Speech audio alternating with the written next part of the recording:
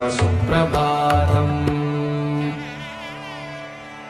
पञ्चाननाब्ज पठति वासरशुद्धिमाला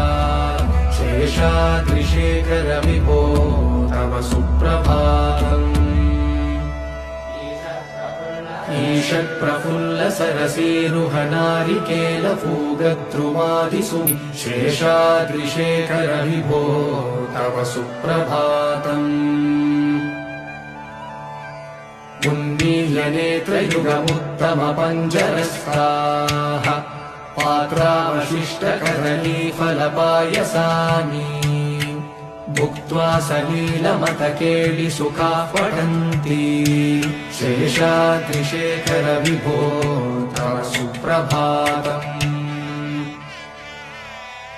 तन्त्री प्रकर्ष मधुरस्वनया विपञ्च